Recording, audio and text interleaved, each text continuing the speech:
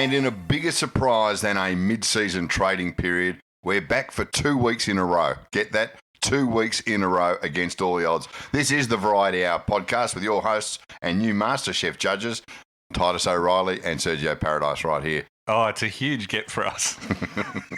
It's going to be the first one where it's like, contestants, prepare a zinger burger. or a Zupa Duper sandwich. Actually, what it should be is everyone just orders a Uber Eats and we decide what order we like the best. That would work. That's a modern day cooking show. Well, it should be. I mean, they've already come out today and said who the new hosts are going to be, just about. Have they? Curtis Stone, Poe, who won MasterChef a few years ago, and Maggie Beer. Oh, there you who go. I think is 115 years old, so just going for the older demographic there at Channel 10. Well, that'll do just as well, won't it? Yeah. Or I was thinking, mate, no Peter Russell Clark. He should have been. Gabrielle Gatte.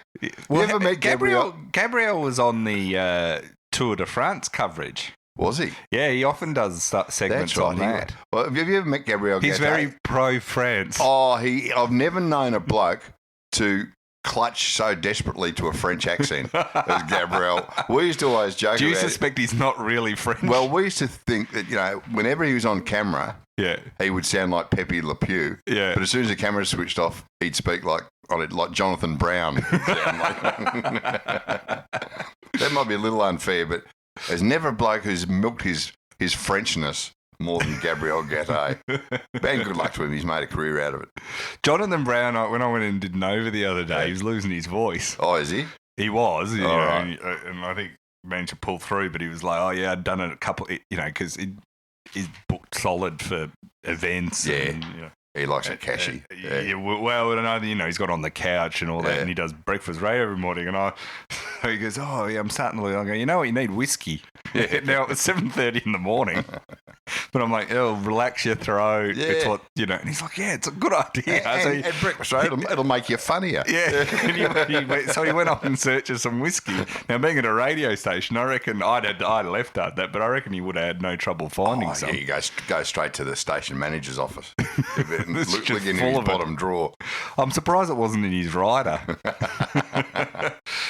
We should mention I've got my tour coming up. You do. And we've got a live podcast coming up. Now, I was, just before we came on air, I was sort of organising, I think it's August 25th it's going to be. The live podcast, Sunday during the day at the Comics Lounge. Now, tickets aren't on sale just yet, but they will be. I was just talking to someone about getting that all arranged. So we will have details very shortly. So clear your diaries. Clear your diaries. Be early to ensure disappointment.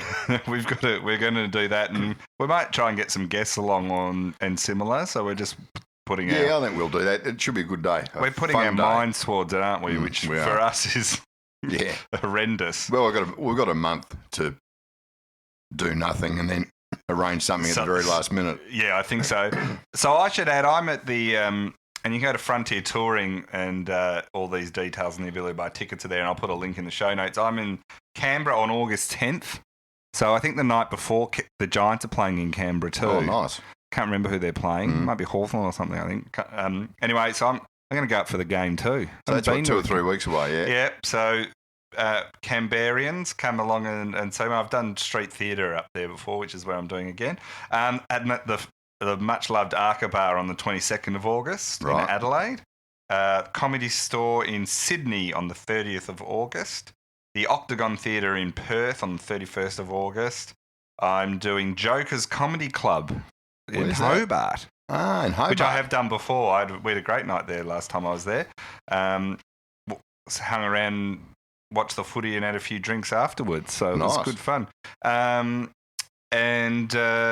Then I also have Brisbane on the 19th of October at the Sit Down Comedy. The Sit Down Comedy Club, yeah, good spot there. Great spot. I've done there a few times too. Although someone wrote to me this week from Queensland and pointed out that in previous weeks, I think this is a Saturday night, they said, usually, Titus, when you've been up, it's been midweek, crowd's going to be a bit more rowdy on a Saturday night. They're going to be a bit more, make us laugh. Plus, Brisbane, that'll be after the grand final, so the Lions will be celebrating a premiership. Oh, of course they will. If someone does. How big would that be, actually? Well, up there, it'd be huge. Yeah. We should mention Peter McNamara passed away this week. Yeah, that was sad news. The tennis star. Had you met him? Or? Yeah, well, so got to meet him back in the day.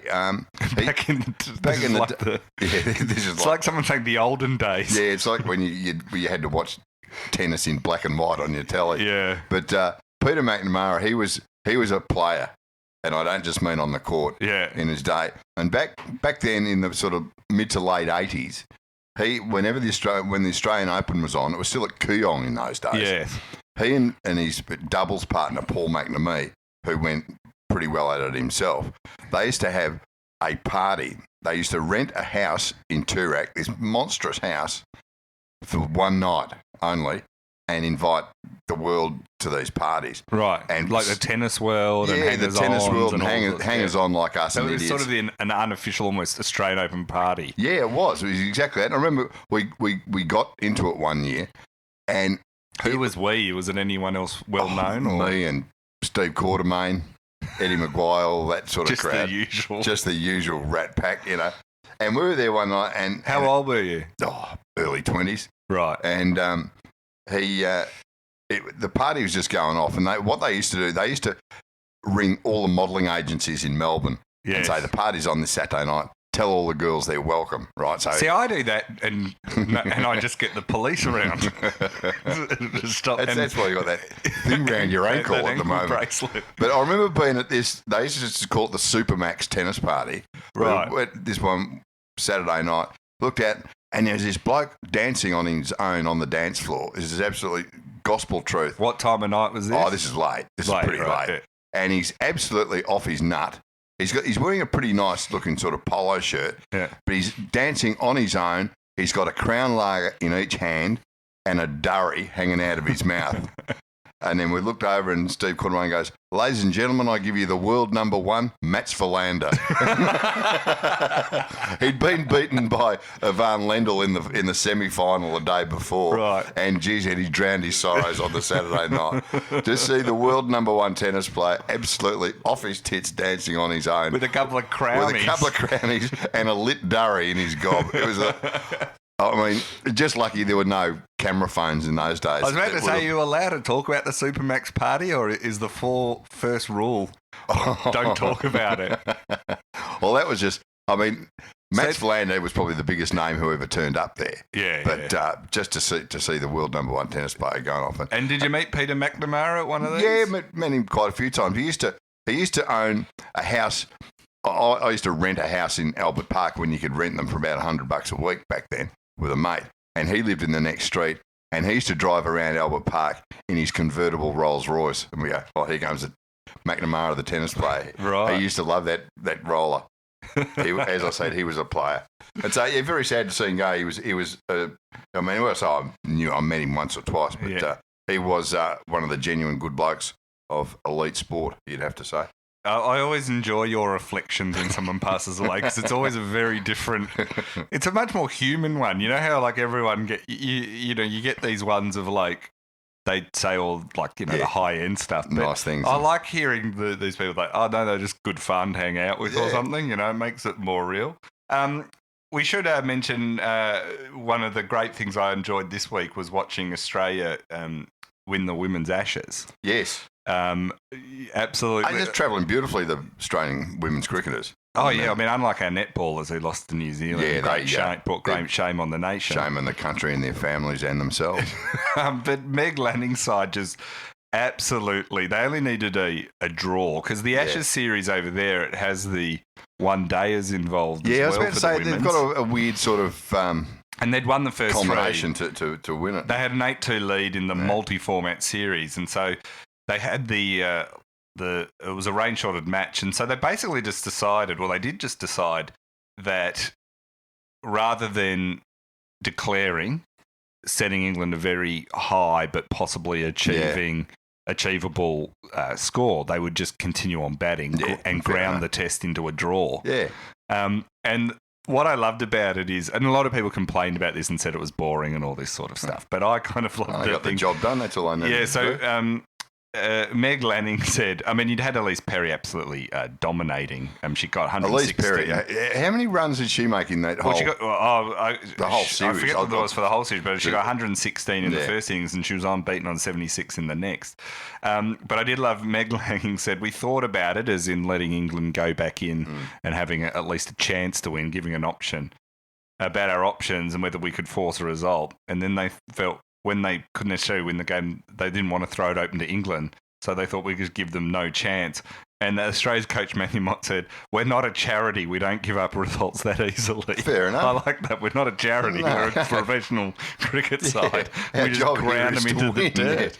And So, it's the Poms, it's the Ashes, of course. You're not going to give them a sniff. Well, that's what I loved about it, especially when I don't feel confident about the men's chances of this Ashes. Did you see that the bowlers dominated in the intra-club I was just match? about to say that the Australia squad versus the Australian A's, I mean, fitting Elise Perry should be playing in that team. Well, the best bit about the men's is some of the media wrote up how our bowlers were on fire in the intra-club match. And I'm like, yes, because they're bowling against our top order, which, collapses like a cheap tent every time it gets put up, it's just, they're always collapsing. Like, remember when Shannon Burns got traded to Melbourne from Geelong under Mark Neeld, and Melbourne put out this highly gushy media story about how he'd kicked 6 in the intra-club match and what I get. Yeah. And I was like, because he was playing against Melbourne's defence. Yeah. It's more worrying about the defence than Melbourne's defence, and half of them are from Casey anyway. It's an intra-club match. Yeah. It's not a real thing. I mean, he would not be the first footballer in the history of the game. Yeah. To have a blinder in an intra-club match. No, but it was just the way they talked it up. It was this great, and of course we all know he didn't really go on to do much at Melbourne. Yeah, I mean, if you're going to get a player from Geelong, Shannon Burns was no Gary Ablett, put it that way, But I just love when they talk up these results, not pointing out that if a player's killed it in an intra-club, it's because it's usually pointing out the flaws with some of your other players. Exactly. So well done to the Australian women's and Elise Perry in particular, who was just absolute and the men's superstar. Ashes starts next week, I think, doesn't it? So I've got no confidence. You're not confident at all. No. No. There's just... I think they're all at sea. Yeah. I think the fact that they went pretty well in the World Cup is a bit of a false flag, I reckon. It's like, we've turned the corner. I'm thinking, not sure whether you have yet. We'll wait and see on that one. Well, it's just their ability to just collapse when under pressure. Yeah. When it really counts. They've been doing that since the South African tour, 18 months ago. Now. Yeah. It's shocking. How we're not having a Royal Commission into this is the real controversy. Now, Mac Horton has been and Sun Yang. Sun Yang. Now, I know you're a huge Sun Yang fan. Well, we got into Sun Yang. Oh, you should see the Chinese trolls I'm getting. Oh, are you getting? I'm not. I did last time 2 years ago at the Olympics when Mac Horton had a crack at him and called him a drug cheat. Yeah. I think everyone jumped on Twitter and backed up Mac Horton. And given the fact that the Chinese aren't even allowed to have Twitter, the thousands of Chinese people the bots who just attack you. Well, Mac Horton, of course, we know he came second in the 400-metre freestyle, I think it was, at the World Championship. So he refused to take the podium while Mac was on the podium. And at the time, that was due to the fact that Sun Yang he'd been caught before taking a prohibitive substance, served a 3-month ban. I think it's 3 months, It wasn't really reported, and it sort of suggests it was sort of covered up by the Chinese. Then recently, unlike the Chinese, they're not normally so secretive. He then also, his entourage recently, when he was getting another blood test later on, they got angry and they thought the testers weren't giving due respect and everything, so they smashed the blood vials with hammers. Now, why they had hammers on them, I don't know. So FINA... they train them hard over there in Beijing. Yeah, FINA, which is the swimming body that's sort of trying to overtake FIFA in levels of corruption. Stupidity. They didn't want to annoy the Chinese, so they said, fine, nothing to see here. But WADA have come in, the World Doping Authority have come in and said, I think there is something wrong here, and they're appealing it to the Court of Arbitration in Sport. Yeah. Don't you think it's funny after the Essence saga we know in great detail, like when they said, I was like, next we'll go to Court of Arbitration in Sport, you know? Like, and then it will end up in Switzerland, the Swiss High Court, if they appeal this. Did an Australian politician describe this as the darkest day in Australian swimming? So then racing. So Horton refused to go up and do this. Now, last night, we're recording this on a Wednesday, British sprinter Duncan Scott, who's Scottish, he refused to be photographed after the 200-metre medal ceremony. He'd tied for bronze, Scott had, and Sun Yang had won gold. He refused to shake his hand as well. And the gold medalist then taunted Scott, pointing his finger in his face, saying, "You loser, I'm winning, yes." Fair enough. Which it was in front of a giant Yakult bottle, and I thought, I hope Yakult grabbed this as their new marketing slogan. This is a bit of slick product placement. You loser, I'm winning. I'm winning. Yes, I could see that being their thing. So, obviously, apparently, a lot of the people involved, like swimmers, at the obviously Sun Yang's not. Well, I think they all think he's just a drug cheat. Yeah. I think he's like, I think it's fair to say Sun Yang probably won't listen to this podcast, so we can rip into him as well. We never know. Do we like Mac Horton? I mean... He's a Melbourne supporter, isn't he? Oh, well, I love Mac Horton then. I don't know Mac Horton personally, but I agree with his stance. I'm surprised more athletes don't get furious about this. Because you can't trust the administrators to get serious about this. And well, look, I agree totally. I mean, there would be nothing more annoying or frustrating or make you angrier than if you've been training for years or swimmers since you were a toddler almost to get to an Olympics or a World Championships and to be beaten by a bloke on drugs. Yeah. And if he's not penalised, you don't blame him for getting pretty angry about it. Oh, yeah, that's the thing I find amazing. But if you want some amusement in your life... tweet out something criticising Sun Yang or supporting Mac Horton, and the Chinese trolls you get. I got a couple of beauties last night. Oh yeah, I got one I've got here, a disgusting rumour maker. F you. I got one last night that simply said Australian scum.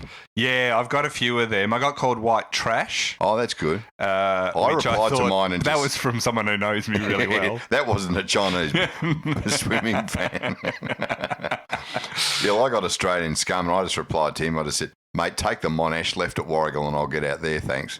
And that upset him even more. One guy wrote, "Please show me evidence of drug cheat. It easy make rumour," which I wrote back. He admitted it to me over a few beers one night, because they don't really get the Aussie sense of humour of, like, if you're sort of bagging, the English when the Ashes are on, they get you're trying to do that and do it in return, right?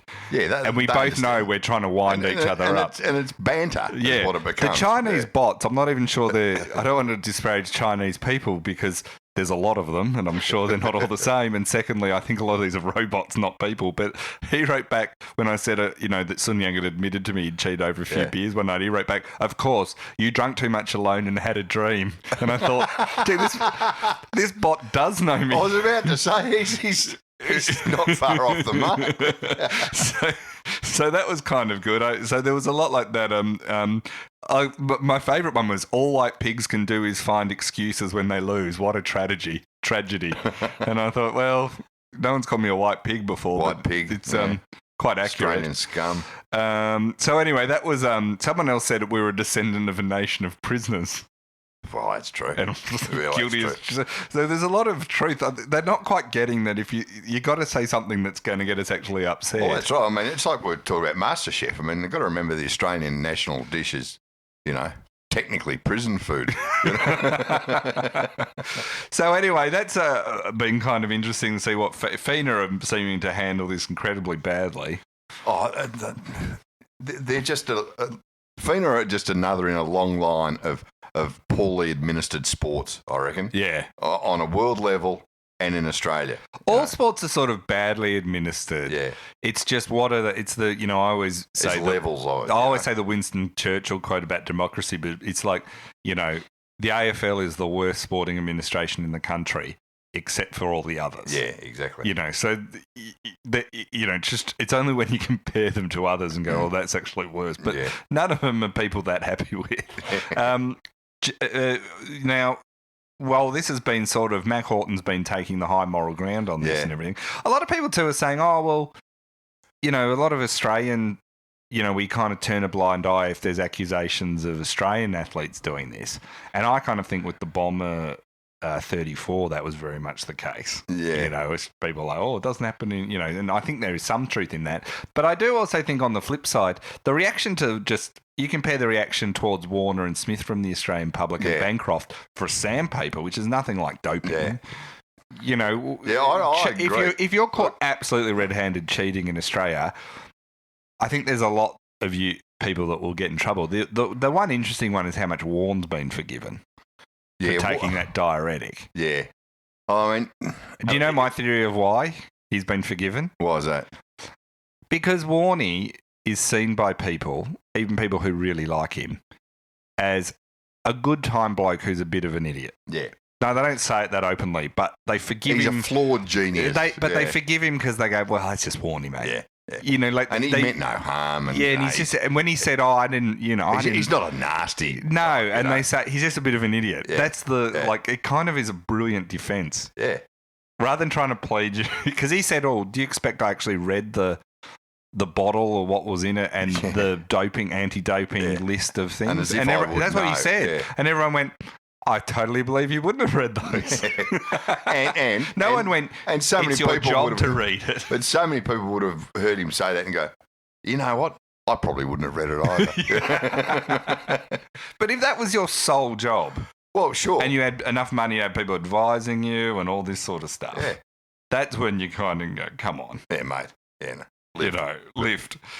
So anyway, that's kind of been fun. So I think Australians, we sometimes are a bit double standard on these things, but that doesn't mean Sun Yang isn't a complete. Yeah, like it's a disgrace what he's got away with in some of the regards. And if he comes out and wins the 200 and the 400 in Tokyo next year, I mean, it'll be interesting if the Court of Arbitration for Sport does clear him though. Yeah, but then he still has a drug charge against him. All that stuff where all these athletes are taking heart medicine. Yeah. And they say because it was legal, he was taking this sort of heart medicine, and then it became illegal, and so he stopped taking it. Well, what, his heart's not a problem anymore? Like, I was talking Sharapova to somebody, was like this. Yeah, I was talking to somebody when the Essendon thing was on, who's an expert on all this, and they said, look, for every athlete who gets caught doing a particular drug, there's so many of our other ones who are ahead of the game already. Yeah, they're already looking ahead at new drugs that can subvert the testing system. Yeah, that's right. So, even if you get caught now, there'll be ones down doing it with stuff you don't even know exists. Nothing beats cycling. No, that's the greatest. That's why I still can't take the Tour de France seriously. I know it's on at the moment.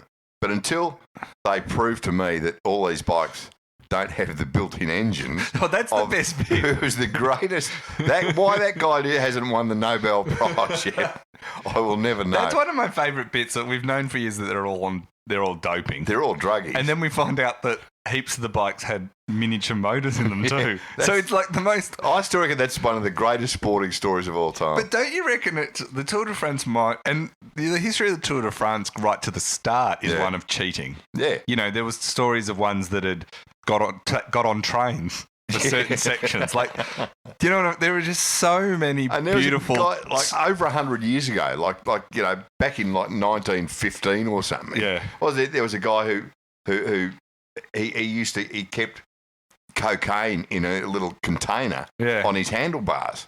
And every now and then he'd dip his finger in it and it'd give him an extra bit of zing to get up the mountain. There's a book in the history of cheating in the Tour de France. There's a whole book just in that. Yeah. I don't know if one's ever been written on it, but that might be my next book. Because that would be a fun thing to research. It'd be a fun research topic. Volumes 1 to 17. It'd be like the Encyclopedia Britannica. Blokes used to sell door to door. 48 volumes. And there's a new one out at almost every year. Well, that's why I can't. When you find out, like, the amount of cheating in the Tour de France of drugs and the motors in bikes and all this stuff is to the point where you kind of, like you say, can't take it secret, and you go, but all the people around it and involved in it, because it got to a point where it seemed like you probably could. And in fairness to some of the arguments people make, they go, you can't win it unless you cheat. Because the cheating is so widespread. Yeah. You kind of either... If you don't dope, you almost go, home. Well, this should be a race where they just go, hey, you know how they have those charity races where you can bribe the police to arrest an opponent or something? The Tour de France should just switch the flick to 11 to vaudeville and go... Just open the borders. Hey, if you can get away with... Take whatever you like, guys. And if your heart explodes as you're going through the peloton, it's bad luck. That's why we get you to sign a disclaimer at the start. I'd like to see that. I genuinely would like to see that. Oh, all the cyclists just doing as much gear as possible. The unrestricted Tour de France. You could see Tour de France X. Yeah. They'd be injecting on the starting line, and he's just pulling over there for a bit of an injection, and he'll be back on. And they'd have those giant syringes that they use on horses. Now, unfortunately, we don't always have someone of Mac Horton, it seems to be, but there's a lot of moral ambiguity in the Tour de France and in swimming at the moment. So it's great to know that we've got Wayne Carey out there at the moment in the AFL setting the standard of what's right and wrong. Yeah. And so this week he's come out and there was a picture of Jaidyn Stephenson, who we know has been suspended, hopefully back in time for finals for the 5 supporters. Very convenient. It was just coincided that it ends when finals start. Amazing coincidence. But, he put some bets on. I think most people would agree he's guilty of stupidity. Yeah, there's no question. Because there was some footage that showed that the thing that got him off getting a worse, like a year or 2 year suspension or something worse, is there was a few actions that the Collingwood edited and put to the board, I've heard, that showed that he was trying to kick goals and do various things that went against what he'd bet. Yeah. So it was hard to say he was taking it that seriously because he wasn't like, And what's Carey come out? So Carey's come out. So Stephenson put a picture up of him up in, I think he's up in Queensland somewhere, in a pool. Just on holiday, so it was just a pretty boring shot of him in the pool.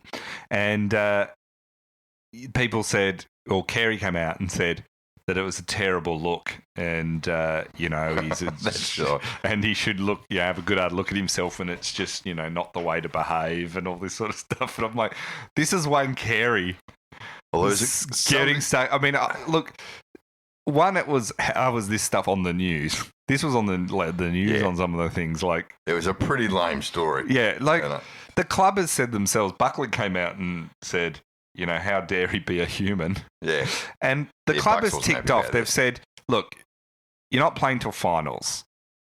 Go have a bit of a holiday. Come back. I mean, that doesn't. To me, they're not rewarding him or anything. They're just saying, he's got to do something. Yeah, get a cheap Jetstar up to. Yeah, and they'll get him back in 4 weeks out from the finals or even earlier. They'll get him back and they'll have him training like crazy to.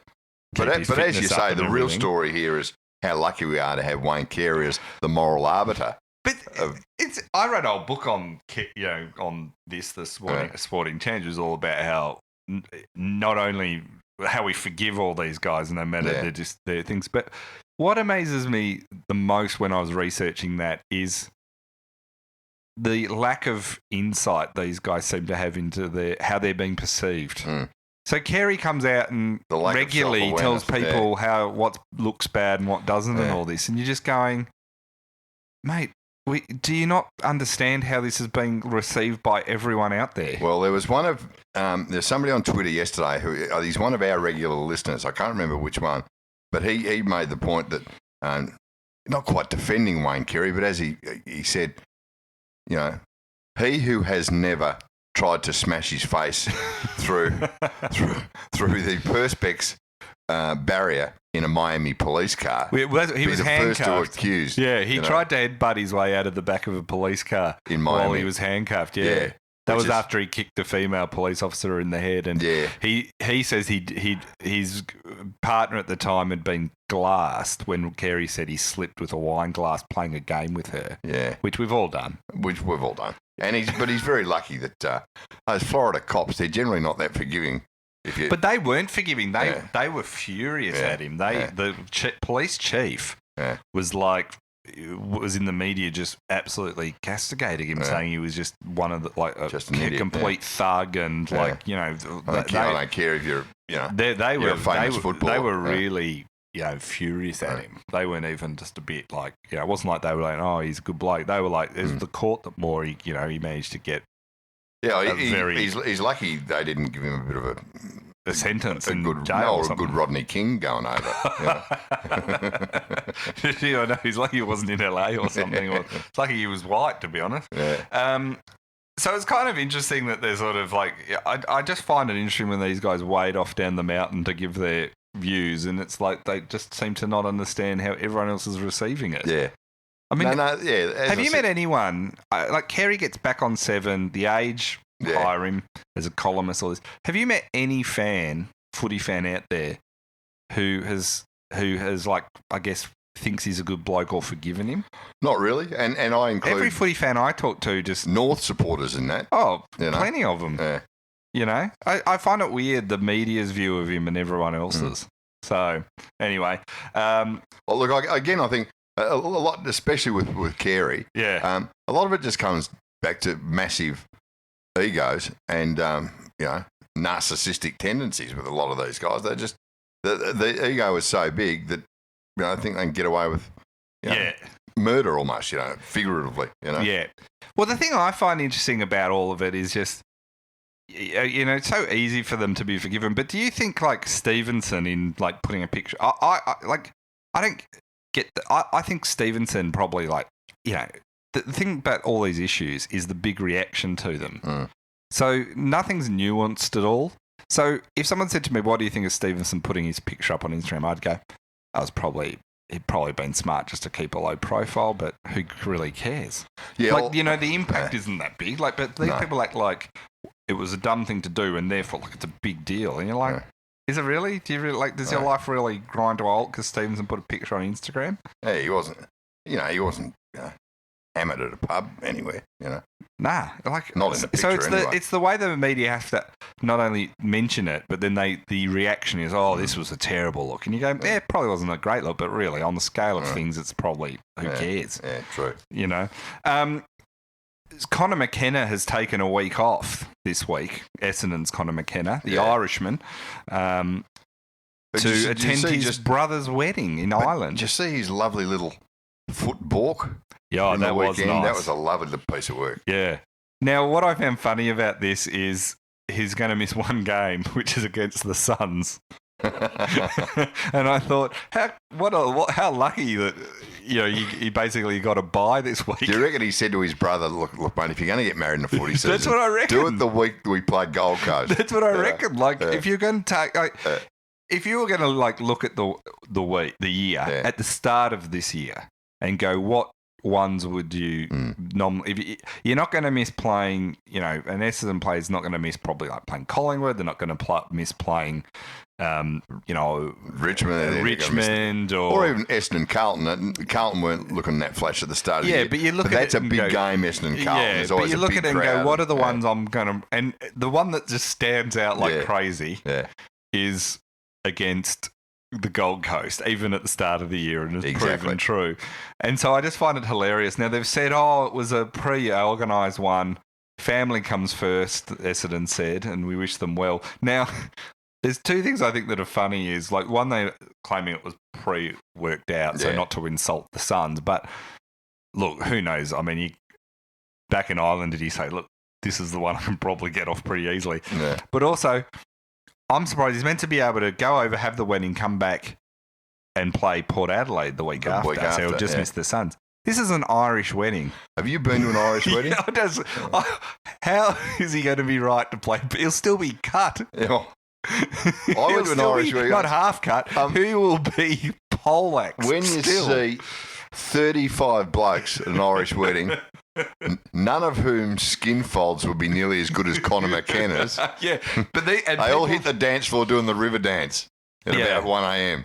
But also, all those like non-elite athletes, but just the average Irishman. And you know, I've got Irish heritage. I'm got almost full Irish heritage, and the other bit is Scottish. So we drink to excessive amounts. Like we are like the pro athletes of drinking. You know, like we're like what the Irish are to drinking what the Kenyans are to marathon running. So he's going over there. He's as fit as anything. I bet he doesn't drink like crazy in season. No. And he's going over to an Irish wedding. Yeah, and his brothers were Irish wedding. Yeah, and do you think they're going to say? Yeah, do you think they're going to say, "Oh, you don't drink." Yeah. Come on, Connor. You're on the big bucks over there in Australia. You're a shout. You know, it's going to be messy. Oh, it is. It is indeed. Now, Mick Malthouse we saw this week. I thought this was an interesting story, the reaction to this. You know, I've been the first to bag Mick regularly, and rightly so in his, especially his Carlton years, and Mick can often take himself way too seriously and not read the media in the mood. But there was a big story about how he said he'd love to coach again. Now, and so everyone reacted like, "Oh, what a delusional bastard!" Or "You've had your time, Who does he think he is? And you wrecked Carlton and all this." And like, you know, I think most of us say thank you for wrecking Carlton, but then I went and looked at it. So it's rare for me to defend Malthouse, right? But when I actually looked at it and got the transcript of the interview, he was asked he was put on not put on the spot, but he was very much asked directly he was on ABC radio. He was very much asked directly, like, you know, would you put your hand up and coach again if someone rang you and asked? Someone asked you, yeah. So he didn't say he was out there throwing his hat in the and he actually said, you know, I think I would after what I know I'm missing. It's in your DNA. Like he says, you never. So he's being attacked for answering the question. And then he said, fairly honestly, I am a realist, and I am only saying yes because I know it won't happen. So he wasn't saying, I'm throwing my hat back in the ring and I'm going to be coaching. And well, see, I hadn't heard those quotes. That's what I'm saying. Like, but you naturally thought, Malthouse has said, I want to coach Carlton again. I'll do the St Kilda job. Yeah, that's right. And that's what. And there was some players attack him. And look, I get all that because I know a lot of players at Carlton really end up hating his guts. And like, you know, it's amazing how often you talk to certain ex-players and they hated former coaches and they're quite open to tell you off the air. Yeah. But so that doesn't surprise me. But I just thought like they were making a big deal like Malthouse had, and it's like he said, I'm only really saying yes because I know no one will. What's he meant to say? No, I wouldn't like to coach again. Like, he said it very much in the, I would like to, but I know it's not going to happen. Somebody does ask him that, you know. The thing I don't get about Malthouse, and then goes, just kidding. But he obviously could coach, right? Like, he could coach at the Eagles. He could coach at Collingwood. So you look at it and go, was Carlton the anomaly? Was it, how much of it was him? Yeah, and how much of it was their dud list. And Carlton generally, and the board and everyone not wanting, like, you don't know. Now, you know, it's just strange to me. He'd always been a very good coach. Now, maybe he got old and he lost it. I don't know. You know, people argue that's the case, but, you know, is he the worst option out there? Like, I can't believe I'm even saying this. It'd be interesting to see him at St Kilda. I mean, that's where he started his footy career, Malthouse. Yeah. He played for St Kilda before he went to Richmond. I just know St Kilda have the chance of making a much worse decision. Like, you know. Yeah. Because Simon Lethlean is literally not just friends, but best friends with Simon Lethlean and Brad Scott. So they're best friends. But it's looking reasonably likely. It probably won't happen, but it's looking likely that the three caretaker coaches might end up getting the gigs at all three clubs. Might. You know. Because I'm pretty sure Rhys Shaw will get the job at North, won't he? The more St Kilda deny that the job's been done in that Brad Scott's been... Yeah. The more I think it's likely Brad Scott is will definitely going to be the coach. Do you know what I mean? I just don't trust them. And that's why I know they play Melbourne this week, but I kind of hope that that St Kilda win their next 3 or 4. Yeah. Just to put the pressure back on Lethlean. I'm loving Teague continuing to win for Carlton just because Chris Judd came out and ruled it, like walked the comments back, but walked it back. Yeah. I mean, I've said this week, like if this is what a coach with training wheels look like, can someone get some training wheels over to Simon Goodwin? He's won 4 of 6, and the 2 he's lost are like neck and neck with a side that didn't even look like it knew how to win. You know?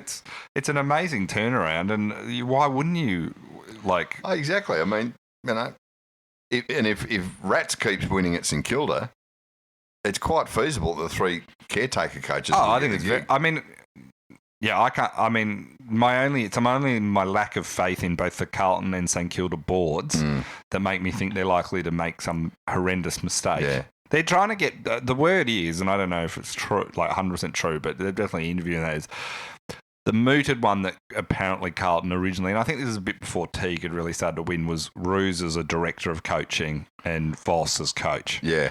And I just think Carlton's supposed to be looking at Voss as coach and just going, really? and what about those jungle drums that St Kilda are trying to get Ross Lyon back? That surely can't happen. He's still contracted to Freo for another couple of years, I think. Well, Caroline Wilson was saying that, and it was one of those bit of a flying a kite thing, I think, because she said she thought that Ratton would get the job at St Kilda, but she said there is a chance that St Kilda could get Ross Lyon and that Freo are likely to say, yeah, go, mate. Okay, off you go. Because, you know. Well, then who gets the Freo job? Round and round. Freo, another team that can make a terrible coaching choice. Yeah, they can. Scott Thompson, playing for North Melbourne on the weekend, ruptured his testicle. Now, it was a stray boot that ruptured one of his. You ever had this happen? You've had open heart surgery, but I think this would be worse. this would be more painful.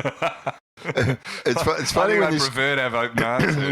when this story came out yesterday, my wife actually said to me, "You know what? I'm surprised that doesn't happen more often in a game of football." Yes, actually, a very good point. It's a fair point. I mean, I played footy sort of all my life, and you never.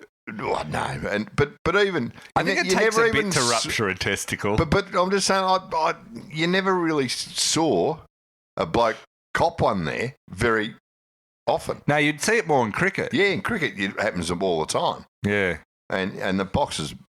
I mean, there's a business there. Make a cricket box that actually works.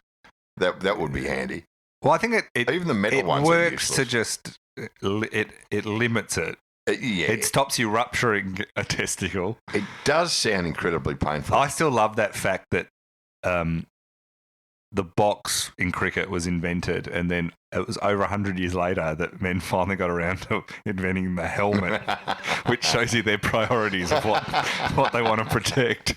It's like, yeah, hit me in the head all you want, mate, but not downstairs. Now, the amazing thing about this, the reason I brought this up is, apart from it's always funny if someone ruptures a testicle, if it's not you, is, and this is where I pay enormous respect to Scott Thompson, he went off for 10 minutes and then came back and played out the game. Yeah. I wouldn't play footy ever again if I ruptured my testicle. Did he ice it in that 10 minutes? I just find that amazing that he went back. Like, maybe it's not as I mean, I imagine it's very painful, but maybe it's not as bad as, like, you know how some injuries you think, that sounds incredibly painful, but some people say, hey, actually, it's not as bad as that. You know, you don't feel it that much. But others, this is one that obviously once the pain dies down a bit, if it does, I don't know. Yeah. You go, well, do they stitch you up? Did they stitch you up because it's ruptured? You can still run. You can still lift your arms above your head. Do they stitch it up and give you a needle or something? That might, because it's ruptured, suggests that there's been some ball. It's literally a ball tearing effort.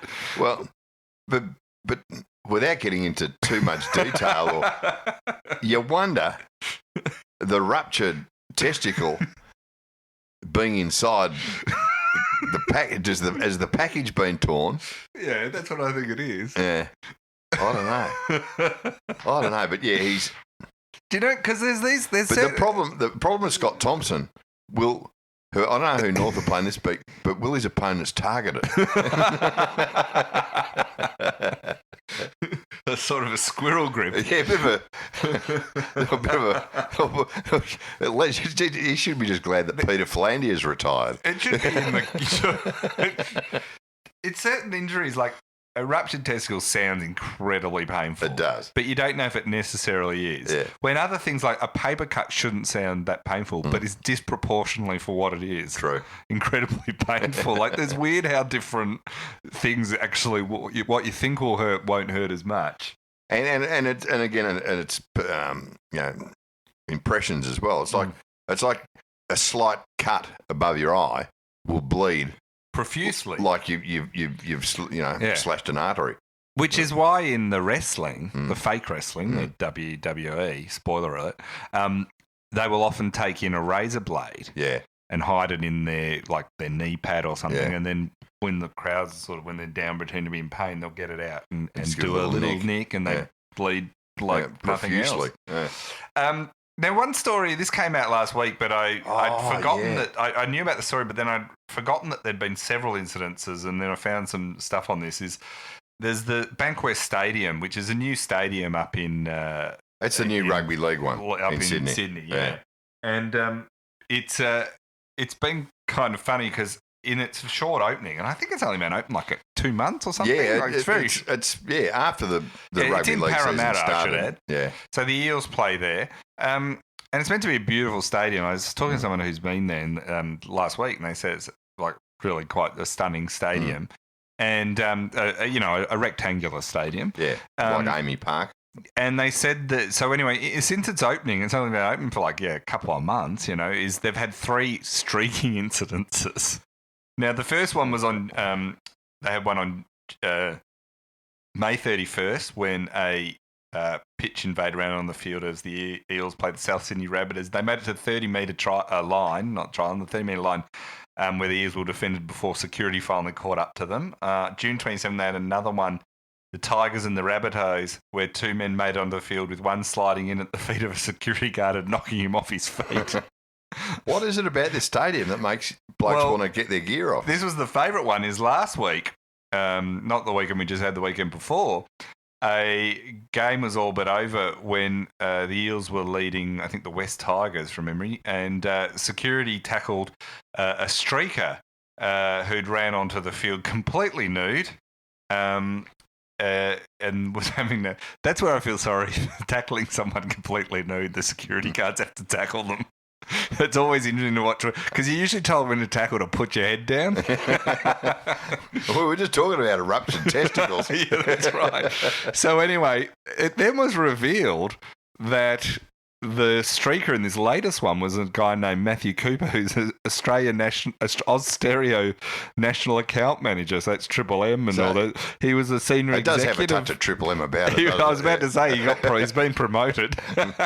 This is he was an executive for Oz Stereo. He'd been provided with a ticket to go Southern along. Cross Oz Stereo. And decided, when I first heard this, it was a Southern Cross They're rights holders and executive. everything. Yeah. Grant Blackley's let himself go. The CEO. No, this Matthew Cooper, they sacked him on Monday. Yeah. He got the flick. Which I'm shocked, because I would have thought that would have been part of their program. So he'll be hosting Planet Rock next week. It's one thing to streak, but when you're a senior manager at one of the rights holders, it's kind of amazing. How drunk must he have been? Well, he's obviously said he's had his ticket provided to him by the game. Yeah. He's obviously spent the entire night in the super box, just getting onto the 4Xs, and thought it was a good idea. It's cost him his job.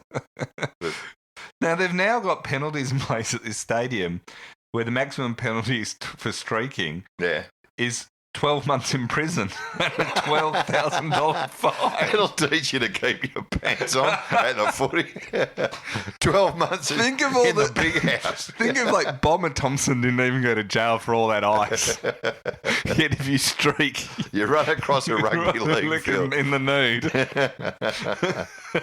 And he get put in there with some 9/11 terrorist or something. It's absolutely extraordinary, isn't it? And he's strutting around Boggo Road going, hey, I used to sell ads on the hot breakfast. Just thinking, what are you in here? I killed a guy. What about you? I ran nude across a rugby and like, oh, don't touch that guy. He's serious. Keep away from him. On a somber note, there's been a few somber notes to today's podcast. This is easily the saddest. Essendon great Tim Watson believes that AFLX will not return. He says that he said this yesterday, didn't he? Said this yesterday. He said that that AFL coaches are firmly against the pre-season event and they're set to get their way of it not returning in 2020. Meaning the Rampage won't be able to defend their title. So Tim Watson suggested this yesterday, but AFL haven't confirmed. I was about to say, as far as you know, have the AFL made any comment either way? And I was tempted to try and ring. I was tempted to ring a few people in there. Yeah. But I kind of like just it to play out. Yeah. I don't. It's like Chris. I don't want to spoil. It's better to wait for and to read their stupid, poorly written official statement. Yeah. Either they're going to ignore it and go ahead still. I've heard before, not related to this story, that Gil loves AFLX. Yeah. Like he's the driver, and so it's whether he's decided. If Gil wants it to continue, it will. Yeah, but are you all right knowing that it might not be back? Well, I'll tell you who will be upset about it is Bailey Fritsch. Yes. Who, I think he's played in 2. He's the only player to have played the one AFLX twice. Yeah. Amazing record. Well, on the other hand, if it does get axed, that's a record that will never be broken. I think Bailey will be hoping he's got slightly better credentials at the end of his career than that. But already a legend. Mick Halley wrote, how are we supposed to carry on in this cruel, cruel world with news that AFLX will be scrapped? That's the... I mean, it's a rough old world, Mick. In a similar vein, Trevor Foy said, will there be grief counselling offered to those of us struggling to cope with the loss of AFLX? Well, don't get ahead of yourself yet. It's not... It hasn't officially been... Tim Watson's not always right. Dead and buried yet. So, But these two questions suggest that perhaps we're missing the boat here and that we might be missing the fact that amongst AFL fans, there is a huge groundswell of support for the AFLX. Do you think Mick and Trevor are saying this in a serious manner? I think they could be truly representative of the whole the AFL experience. Of support. Yeah. So anyway, I'm upset now the one thing that made me think that this might be true though is the AFL didn't come out and say it's not true. Like they didn't come out, which at least makes me think. Well, they're having the big powwow today, aren't they? In the AFL house. Yeah, it makes me at least think they haven't got it signed off one way or the other, either for or against. Okay. I think it'll be interesting if it doesn't get up. I think I would suspect that the commission would have had to have sort of put the pressure on a bit the executive to say knock this thing off. Yeah. It's just been such an obvious. The thing is, people. But how much money, if they do knock it on the head, how much money have they wasted on this, which they could have spent? But this has always been my argument. Like, people say, "Oh, why do you hate AFLX?" Because not everyone, most people hate it as well. But a few people who have said to me, "Why do you hate it?" And it's always been my view that, look, is the idea of developing a 9-on-9 game that can be played on rectangles a bad idea? No, it's like the AFL 7s. It's aimed for expanding it more. I can get it at a grassroots level. But they've been trying to create it like it's going to be the BBL, and it never was going to. No. Now, the problem I have with it more than anything else is you've got finite resources and money and time. Yeah. Every organisation struggles with this. If you do too many things at once, even if they're all good ideas, you don't get anywhere. Now, at a time when the AFL's struggling in the Gold Coast, and they haven't really won over Queensland yet, even with the Lions' success. This GWS is, still right up against it, and we're spending hundreds of millions on there. Tassie is in turmoil and not happy about a lot of things, and you've got tons of other issues. Even the Swans, when they're having a poor year this year, support for the Swans drops off like it doesn't for a Collingwood or a Richmond or something when they're going badly. And so to me, it was just a distraction from what the core business of what the AFL needs to be. And the upside of it coming off was not high enough for it to be worth it. or fanciful, which was this, it could be really big in Hong Kong and China and this. And they're like, it's not, but it's not. It's not, and it never will be. Because they got basketball. Yeah, and basketball and we know invented. that the key thing is to have Port Adelaide playing in Beijing and St every Kilda. year. Yeah. And then when they all go, it's great, it's like, can be played on a rectangle and all this. No, soccer's invented. and it's been going okay for the it's last quite popular around the 150 world. years, yeah. We got some listeners' questions coming in. Snert Underpan wrote in. Haven't heard from Snert for a while. Well, he's a Crow supporter, and he said, going through a roughish patch, wondering if either of you could recommend a good breakfast wine. What about a bit of, what about something sweet like a Noble One? That's a nice dessert wine for breakfast. Or, Grange is a good quick drop if you're just nothing fancy. If you want something to give you a bit of a spark in the morning, about a Stone's green ginger. That is a beautiful drink. It is. Oh, and you can pick it up pretty cheaply. When I was 18. Really? Oh, it was like $1.80 a bottle. Well, and also there was always at everyone's house there was a bottle of that because no one drank it. Yeah. So if anyone ever got given it, I don't think I've ever drunk it. Oh, it goes all right. Does it? Yeah. I might have to pick up a bottle straight after this. and if they're interested get some delivered, does it taste all right? Yeah, it's all right. What does it taste like? Oh. I can't believe I've never drank it. There's not many. How excited am I? Mentho with a handful of ginger. There's an alcoholic drink I haven't. We might be up for a sponsorship here. Yeah, here we go. BS wrote in, did you know Carlton is higher on the ladder than Melbourne? Asking for a friend. I'm very aware of this. Yeah, I know about this BS. Don't worry. Well, one, I say good on Carlton because I think Teague has turned them right around and shown that there's a bit of talent there. I look at Melbourne and I just think that even despite the injuries and the disruption of pre-season and all that, the stuff they throw up, to be 17th is a disgrace. Yeah. With the list they've got, the supposed list they've got. The supposed list. Their performance last year, all that, like, you can point to all the excuses. I could take it if they were like 10th, 11th on the ladder this year. Yeah. Yeah, I wouldn't be happy, but I'd be dropped like, some games and they had injuries. Yeah, I could maybe understand a bit, but to be like they've been, they have been so. I mean, they've just played stupid footy all year, as well as everything else. West Coast on the weekend. That was like when the game mattered. Yeah, that one they kicked way more shots, had way more shots for goal. Yeah. Kicked incredibly poorly for goal. Once again, a side that should have won if they just kicked straight, and that's absolutely the case against the Eagles. But then, in fairness to the Eagles, who didn't play that well, when it actually mattered, when the game was on the line, they switched on and put all in. And Melbourne just went, and I just thought, we'll come back, the club will come back and go, well done, honourable loss, good effort, team, came back, got into it, almost pinched it. Sets us up well for next year. And I'm like, how does it set you up well for next year? It's just this continuing acceptance of mediocrity. Yeah. Or not even mediocrity, it's worse than mediocrity. That just permeates the club to its core. The number 2 draft pick, who will they take? Oh, someone who they're going to ruin? Well, it sounds like Anthony McDonald-Tipawuti might be on the outs at Essendon. Why? He's their best player. Yeah, no, they keep making him a new offer for a new contract, and I think because he's had such a good year, I think his management are saying, come on, boys, you're going to have to do a bit better than that. Yeah. The implication being that if another club came along and waved dollar signs at him, he might go. That sounds like his agent saying that, though. Yeah. I think Tipper hasn't said this publicly at all. Yeah. But he's the sort of guy Melbourne need. Well, need a lot. He's a blinder, somebody with He's been pace. Brilliant. He's such a great player. A couple of years ago when he first came on the scene, I remember seeing him at the MCG against Melbourne, and he was just electrifying to watch. Oh, he did some brilliant things, but you know what he's done? There's a lot of players you see who do some really nice things, and you think, gee, they could be good. And then they just never develop.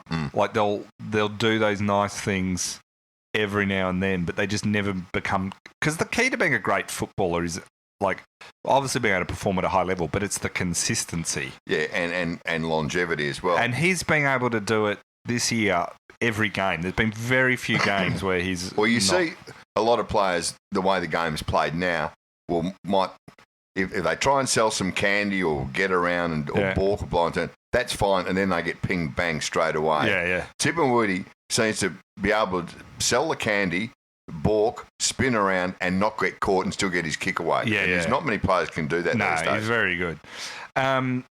That's enough of being nice about Essendon. Yeah. Mitchell Anthony Meyer wrote in, will the AFL purchase a new Patriot missile system from the Pentagon to protect the MCG crowd from Xavier Dersmer's arrow? Mitchell, do we need to go that far? Why don't we just...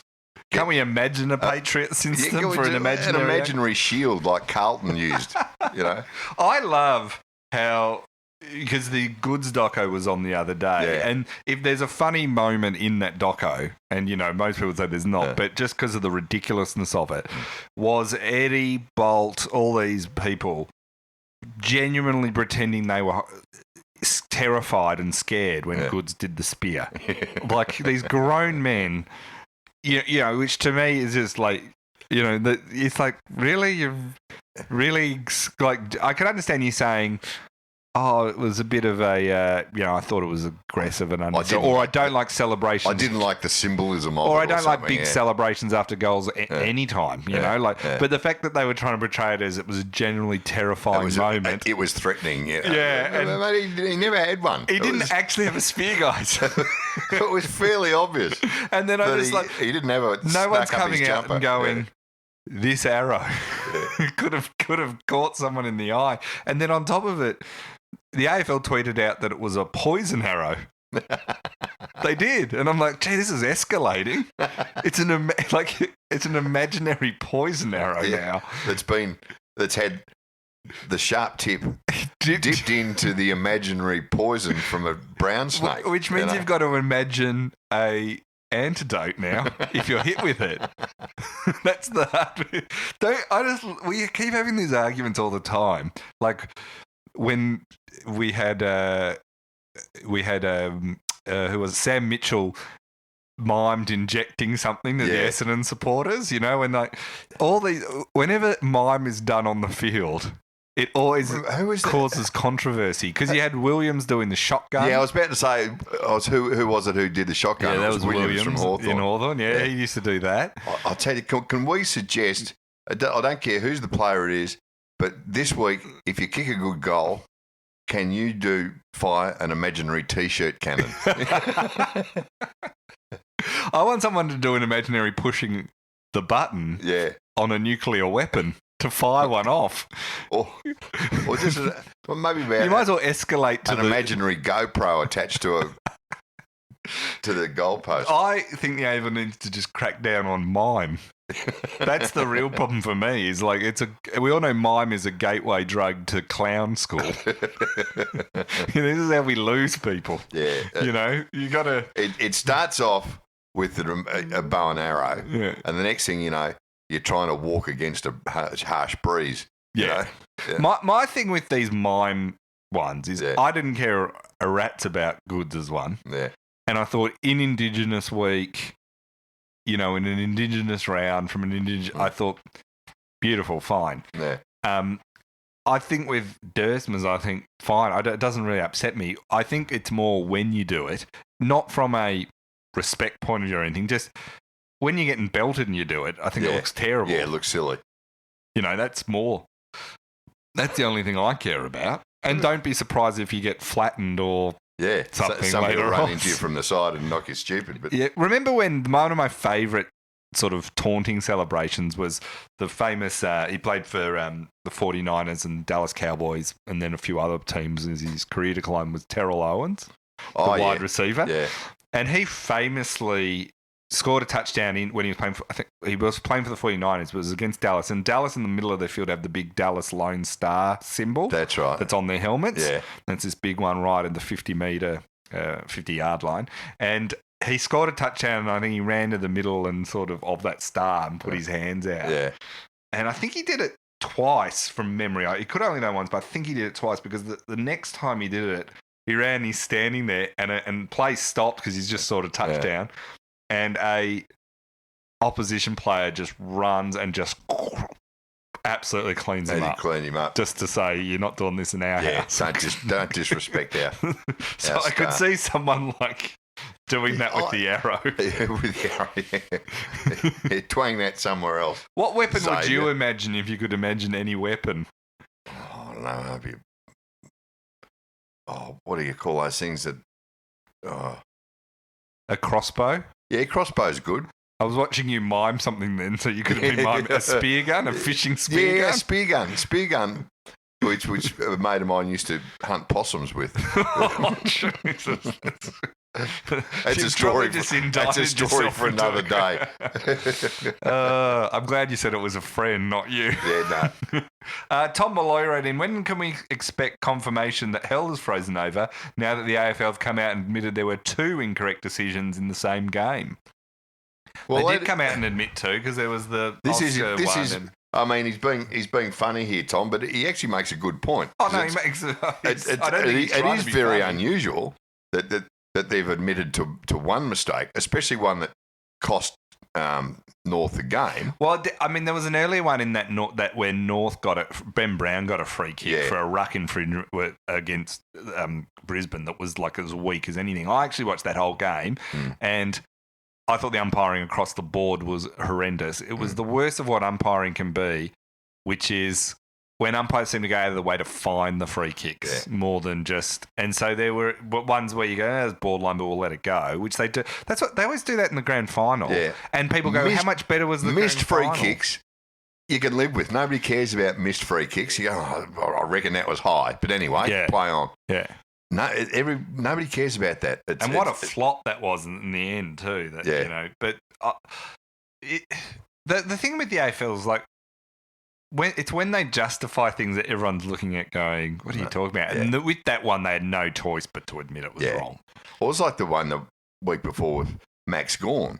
You know, when putting his arm out. Yeah. You know, and I thought straight away the AFL are guaranteed they're going to come out and say, no, that technically it was a block. Yeah. And which is exactly what they said. What I don't get is it's so over-engineered now. Like the fact that they've sat and said you can't do this, you can't do it. Like there is an element of football that is contact and a test of strength. Like that is, and it's like when you see a great marking contest and someone just pushes the other guy off, and now it's more likely they're going to give away a free half the time. I mean, you're like, no, they're just stronger. I hate the phrase chaos and chaos football. Yeah. When commentators make it, that is one of the great things about football is how chaotic it can be when things are just going every which way. It's not like American footy we're just talking about where it's, you know, head to head running straight at each other. You know, it's not as structured as a soccer. Anything can happen. And there's no offside. So it's no 360. offside. Yeah, it's a 360-degree game.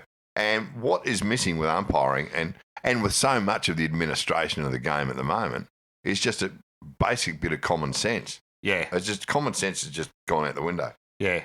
Long time. They need to hire a minister for common sense. Could you imagine how many consultants would they have to hire to find the minister for common sense? If they did that, it would end up someone like Shane Warne, who we should mention is put his hand up to fix St Kilda. Yeah, just this morning, I think Warnie's been quoted as saying he wants to get back involved with St Kilda and help save the club. Oh, that's terrific. Because he tried to do job that. done. Yeah. We'll have the Shane Warne All Saints poker tournament, perhaps. He's just released a collection of golf and cricket gear. Has he now? Yeah. Okay. So, and doesn't mind the buck. No, and good on him. I'm sure it's made in probably the finest sweatshop in Manila. Some of the kids are thrilled to be working for Shane Warne. These Indian 8-year-olds go, this is Warnie. Warnie's got he's taking a pay cut. He doesn't pay penalty rates. Now, for the book, I think why don't we give it to Tom Malloy about hell freezing over? Well done, good Tom. on you, Tom. Nice work. Because we just enjoyed bagging the AFL at any opportunity.